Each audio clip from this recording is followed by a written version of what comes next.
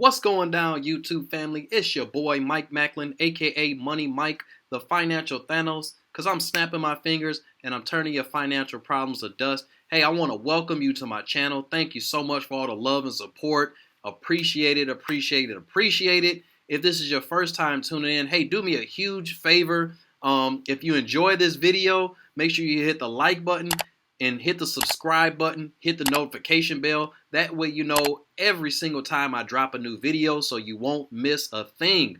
Now, if you don't know who I am, my name is Michael Macklin. I go by Money Mike. I'm a personal financial coach specializing in a very simple 5-step financial strategy that will help you achieve personal financial success. And all that really means is that you'll be able to do two things at the same time. The first thing is just you'll be able to handle your everyday expenses. Money won't be an issue on that. And the second part of that is that you'll have the money available so that you can put money to the side to invest to buy your freedom. So basically, it's a two-step process. First and foremost, being able to manage your money, and the second part, being able to multiply it enough to where now the interest or dividends or whatever you get from your money is enough to pay your expenses without you having to work. And that's all financial independence really is. Now, if you want to learn how to get that done, how to, set up that process, you can actually book a free 30-minute free consultation with me. Just go to my website. It's going to show up over here on your right, www.moneymike313.com. And just check that out, book your free appointment, and, see if it's a fit for you. But today, like every Tuesday, every Thursday, what I do is I react to different videos. Now, the videos honestly are random. They're just something, when I go through YouTube, I look at different videos. If something catches my interest, money related. Most of these are about money. So if something catches my interest, money related, then I'll jump on it. Now, this video today really caught my interest for a number of reasons. The biggest reason is, when I talk about money, I talk about some of the negative connotations people put on money. I don't need money. Money isn't everything, things like that. And I challenge those people. I say, well, hey, listen, if money is nothing to you, then, hey, you can very easily stop working, and stop asking for money, and you won't have that problem anymore. Well, apparently there's a person who did exactly that. This gentleman from the title of the movie, I haven't watched this, but I did see the footnote, so I know it is a guy that did this. But apparently he's living in a cave, and he hasn't earned or spent any money in like the past 14 years. So I'm guessing he's going to talk about that experience, how he did it. And so, without further ado, I ain't going to hold y'all. We're going to get right into this thing and see exactly what went down. Let's do it. My name is Daniel Suelo, and I haven't earned or spent a single cent in 14 years, and I live totally without money. All right. I've actually been sleeping in caves longer than I've lived without money, probably since the mid-90s. This here is one of my sleeping places. This is like MTV Cribs for the cave. Use cardboard for a pad. I got you, my boy. Works great. When I had a respectable job in town, I decided I didn't want to pay rent anymore and live outdoors. So I've lived in caves all up and down these canyons. And this over here is a place where I sit and I have an extra blanket here that I use if it's really cold. But I like to sit here and relax. I bring books up for magazines that I find and read them.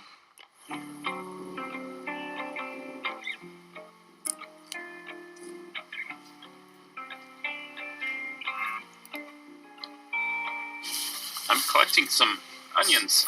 These are wild onions. Just eat the tops for like chives or get the whole bulb. You want to do some good cooking with it. I really do feel that wild edibles are a lot more nutritious than domestic. I think in domestication we domesticate or breed more for flavor or for a sweetness rather than nutrition. No, he is killing it. Delicious. This here's the kitchen. I've eaten lizards around here and grasshoppers and ants. One time I found a raccoon down at the road, freshly killed, and brought him up and cooked it. Okay, now I'm gonna saute the onions and potatoes in this pan. Some oil. There's like fat squirrels everywhere and deer. But I actually don't feel comfortable killing anything when there's so much getting thrown away. There's like fresh meat thrown away all the time in the dumpsters. I find that it's really rare that I get sick when I'm living outdoors. The only times I've gotten sick from dumpsters is if I've eaten too much sweets. But I've never gotten like dysentery from a dumpster. I've never like vomited or whatever from a dumpster. It was really hard for me to deal with when I first gave up money, was being on the receiving end of charity, because often it's condescending. So he hasn't earned the giver money, is the but he superior does one, take the taker is the inferior one. Okay. I mean, I can get that. The library is kind of like my office and my living room. Yeah, I come here to work on my blog and do emails, and there are some valid points about using the library when it's paid for by taxes, and it's the one exception to my rule that I don't take government assistance. I've foregone everything else. I don't take food stamps. I don't go to the food bank. This is the closest way I know to publish ideas for free. It's an amazing time we're living in. I can write blogs and publish them to the whole world in a website that no one has to pay for. I like Moab, and I really love the people. There's a certain mentality that's attracted to Moab. It's a mentality that doesn't like the system and is open to alternatives. My town camp for when I don't have time to go up the canyon. I have stuff going on in town, I stay here. And it's pretty primitive. I prefer staying up the canyon. Okay, This so is kind of like for him. my classic hobo camp.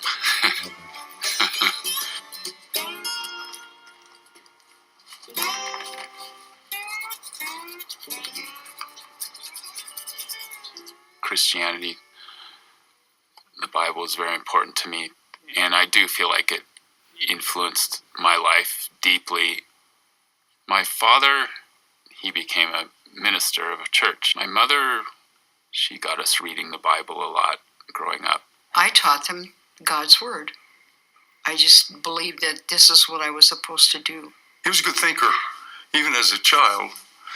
And but what got started on the life he's in now, I don't know. It just seemed to work into it. I don't know. He tripping. My roommates, my friends were constantly challenging my conservative religious beliefs, and I was hearing the usual from the family. College is corrupting Daniel.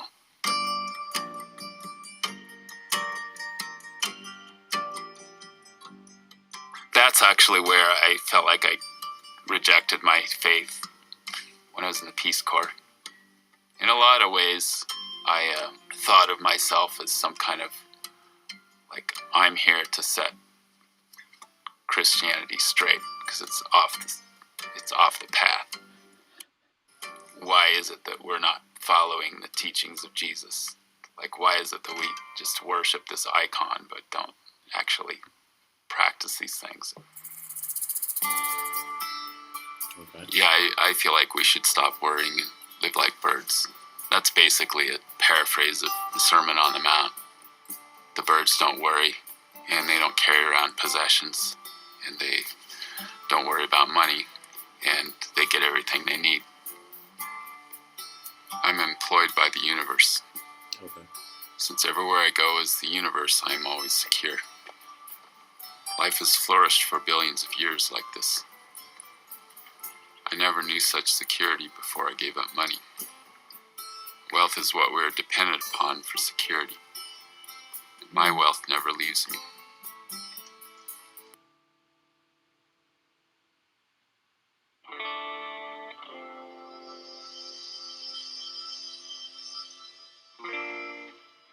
I looked around and I just felt like people seem unhappier here than they in Ecuador. Here, everything's just so manicured and fake. And I'd go into grocery stores and freak out. There's too many choices. Everything's consume, consume, consume. It was all just too much for me. It was just like, I can't handle this.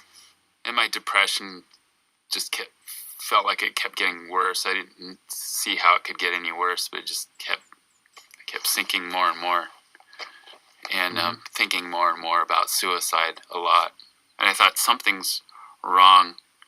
I can't handle being alive anymore. It's just impossible. So that weekend, I drove up to Mount Evans in Colorado to check out cliffs.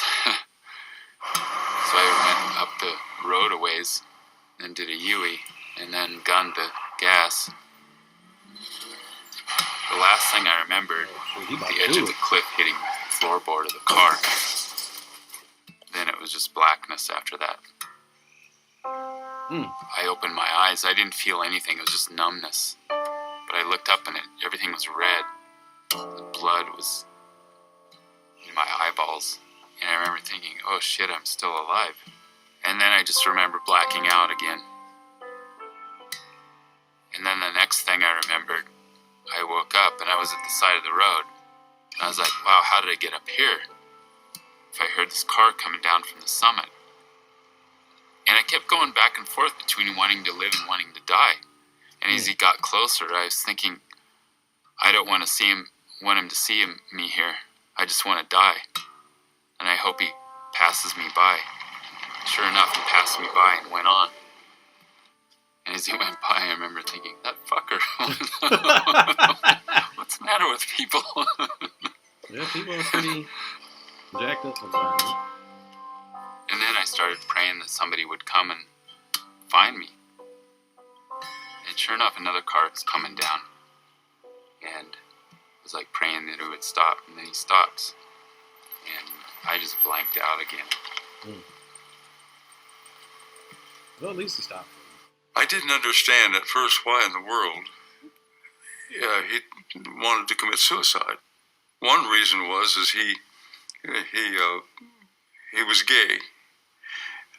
He is gay. He's a gay person, and he knew that I've always been pretty strict about morals and all this sort of thing, And I think he was afraid that the family might disown him. He'd always told us, all of his kids, that he had unconditional love for us. But he said, honestly, a sin I always considered worse than murder was homosexuality. We're born in sin, and we're all sinned. All have sinned and come short of the glory of God. There's none righteous, no, not one. Well, that's another sin. Now, it's one we think is pretty serious, but he don't think it is. Then he said, this is going to take me some time to adjust to, and you have to understand the generation I came from and the culture I came from. We used to talk about killing gay people. And he said, God threw a curveball at me here, and this is a big test. He said, well, I'm that way, I can't help it. And I said, I know it. And I agree with that. Not chide you for that. But to me, it should be a virgin about it. But they never got to the point of full acceptance, which I never really expected. So I went back to Moab and resumed my job at the women's shelter as the homos coordinator. It was there that I decided I didn't want to live in a house, that I wanted to live in a cave. Plus, I was just trying to save money, and I moved into a cave and continued to go to work, and they called me the homeless coordinator. It's crazy. And it's like I got this vision of my head just being this weed garden full of nonsense thoughts, most of them negative, just thoughts cluttering my head that were inhibiting my whole life. And I thought, this is the root of my depression. And I thought, I don't care if it takes till I'm 80 years old. Every thought I encounter, I'm just going to pull it up like a weed and let it go. I was like, wow, this is so simple. And I somehow felt like I have a choice here. It's like I'm not a victim of the universe anymore. As weeks went by, I just felt myself feeling lighter and happier. Till finally I just felt like my depression was gone. And at the same time, I felt like letting go of possessions, useless possessions, like useless thoughts and useless possessions go hand in hand. So it was like this total cleaning of my life. Okay. So it took me basically the 90s to do that until I finally got up the courage to give up my last money. And I took the money out of my pocket and I went to a phone booth similar to this in Pennsylvania, and I put it on top, and I figured somebody will take it. Yeah, you're right. And when I did that, it felt really mystical to me. I walked out and it just felt like freedom, like warm water was pouring over my head. And I just felt like, wow, I feel completely comfortable and completely free. I feel like I'm at home. And it doesn't matter where I am. I feel like I'm at home. And liberation. Zombies spend their precious time trying to decorate their lives. Okay, I think we're pretty much at the end of this. So let's get right into these thoughts here. First and foremost, hey, leave your comments below what you thought about the video first and foremost. This is essentially what I got from the video, just me observing this. It appears to me that the choice that he made came from a place of depression. Maybe he just wasn't satisfied with life, or, maybe it was a paradigm shift for him. Maybe, that trip to Ecuador, seeing another country, seeing, how they live, things like that. A lot of people I know and a lot of other countries, people I've talked to, they look at America in this certain way.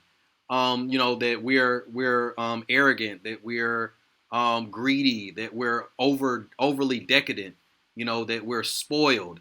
And, that's completely fine. I mean, everybody's entitled to their opinion and entitled to their thoughts. I personally feel like, you live how you want to. That's completely up to you, country-wise, world-wise, whatever. That's completely fine. But I think this gentleman was really affected by that trip to Ecuador, and it caused a paradigm shift for him. He came back to America, maybe had a difficult time kind of acclimating back into, the American lifestyle.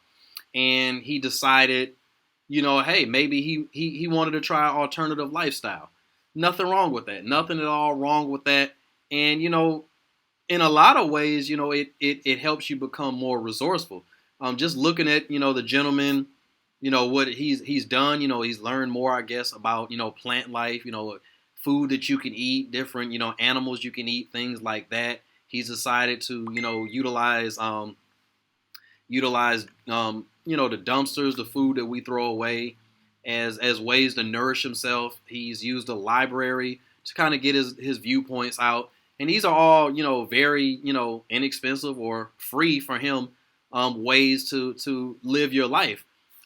Maybe he felt trapped by the consumerism, the American lifestyle, the lifestyle of just, consuming, the 9-to-5 hustle and bustle. It could have been a lot of things that got to him that made him feel like, hey, his attachment to money was this root of, sorrow for him. And it could be like that. A lot of us, feel bad if we don't have enough money, we don't earn enough money. Maybe we feel like less of a person or, whatever. And again, that's all fine. I mean, I personally look at it as like money is just a thing. I mean, it's not a big deal. I personally enjoy the things that money can do for me, but I look at it as a resource. I don't look at it any further than, you know, a tool. But some people may not have that thought process. They may, you know, feel money equates to success, money equates to power, money equates to all these things. And if you don't have it, then, you know, it puts you in a bad place, a dark place. And I think maybe this young man kind of, you know, well, not so young, but he may have fallen into that kind of, you know, range of thought process, and going to that other country, seeing a different lifestyle. Maybe it was a simpler lifestyle, and coming back to America, that was probably rough for him. And he decided, you know, hey, look, that was a bit much. He almost ended his life, and I'm sure that had a big toll on him. A lot of people kind of have these awakening moments when they're at the end of their life or they're at a near-death experience, and I think that had a lot to play with it. I personally found this very, very intriguing. Again, from a psychological standpoint, I do have a degree in social psychology, so I mean, I have had the opportunity to kind of to read up on and kind of study things like this. Not to say I'm an expert by a long shot. I'm not saying that, but I have kind of looked at this, and I think this is kind of what happened to the guy, because there's been moments where in the video he kind of mentioned, you know, charity and things like that. So that leads me to wonder, okay, has he ever taken money, you know, like during that time? He says he hasn't earned or spent, so maybe he's received some charity. He said he doesn't use government assistance, but he does go to the library, which is paid for, you know, by the tax dollar. Again, not to attack what he's doing, but, you know, again, this is what he decided to do. And there's nothing wrong with it. If he's happy, if that's going to help him live a more fulfilled life, then hey, by all means, you know, that's completely cool. I don't have any problem with this. I found it a very interesting video. I enjoyed it. You know, again, you guys in the comments below, let me know what you think. Let me know what you thought about the video and kind of what you got from watching this as to why maybe he chose this lifestyle. Hope you guys enjoyed this. If you want to suggest other videos, hey, please do so. You can actually go on my Instagram and DM me different ideas for videos. I'll leave the link on the screen here shortly. You should see it. And I'll also leave it down in the comments to my Instagram. And, you know, leave me some video ideas. And again, leave me some comments below what you thought. And also, please, please, please smash that like button. And, you know, just let me know how much you enjoyed this video. I definitely appreciate, again, everybody for jumping on, showing love to your boy, and rocking out with me. This was a little bit different than what I normally do. But again, this is something that I like to do. I like to find videos that speak to me and that maybe teach me something or just something of interest. So, you know, hope you guys enjoyed it. And as always, I love you. God loves you. He smiles when he sees you, and he sees you all the time, so he's always smiling. So why aren't we? Hey, you guys have a great one. Thanks again for tuning in. Don't forget to like, comment, share. And again, if you want to learn more about personal financial strategies, you know, go to my website. It'll be down in the description. And hey, thanks so much. God bless you all. Gone. Damn, I ain't been broke in a minute. Damn, I ain't been broke in a minute.